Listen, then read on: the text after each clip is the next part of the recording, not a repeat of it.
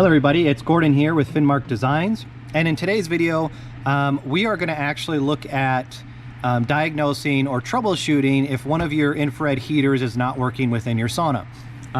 So the first thing that we always want to do is make sure that you're getting power to your power supply, and generally a good indication of that is if your controller actually turns on and off, right? But you also want to make sure you hear the click too when you turn it on. And that may require two people, because I understand this is on my tech bench, your controller and your power supply in two different locations of your sauna, but you should hear a click. So I'm going to go ahead and do this, and then you should hear it. So there's your click. If that's turning on, make sure that your power cable is plugged in perfectly, and it's not loose, it's put in all the way. The next thing that we want to check is to make sure your power supply is actually getting or putting out voltage. Now we rely heavily, because of the way we built this sauna, on logic-based diagnostics. So we want to make sure that all these connections for your heaters are actually plugged in correctly. And that includes this rail here, which is on the bottom side, and then your front heater, which is going to be on the top here, which is for your front heater in your sauna. So next thing we want to do is if you don't have a multimeter at home, I suggest maybe buying one. It's good for having in the house anyways, but you know, you might need to call somebody if that's the case. But it's really simple. I've walked you know, old people through it, young people through it, people with no experience whatsoever, but this video should help you, kind of show you how to do that. So multimeter, turn it on, make sure it's on AC. Okay, don't do auto range, because most of the time if they're not calibrated correctly, it's just going to pull up a DC. It's not going to pull up AC. So go ahead and switch it to AC. It should say AC on there. And it's really easy. Okay, we put one probe in on the top, which is your ground, and then you put one probe in one of the sides. So it should look like that. Let me get a little bit better light here on my bench.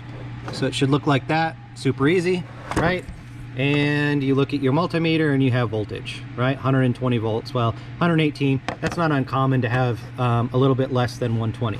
So now that we've tested this, we want to test all of them, or the one that you actually are having the issues with.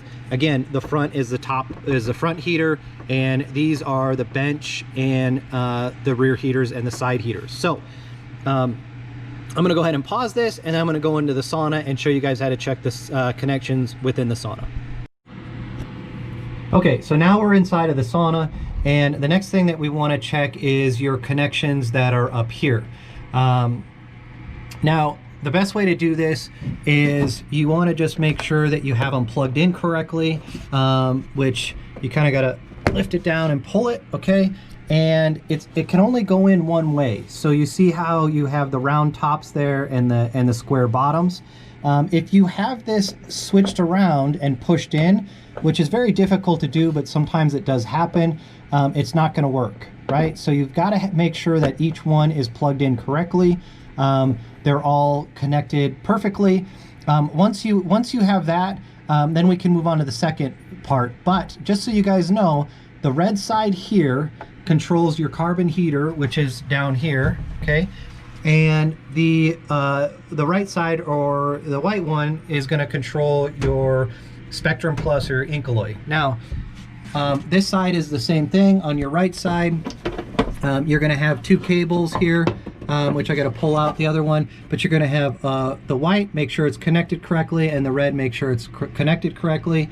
And then also in the front, you're going to have to make sure that this one's connected. So depending on what heater that you're actually having issues with, you want to make sure that those connections are perfect.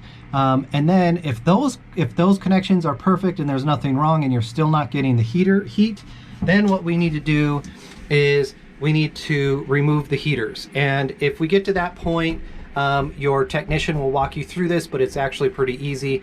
You just pop off these little grommets here, you unscrew it, and then we can check the connections of each heater, whether it's the front heater, the rear heaters, or the side heaters. So I hope this helps. If you guys have any questions, please give us a call, shoot us an email, and as always, have a great and blessed day.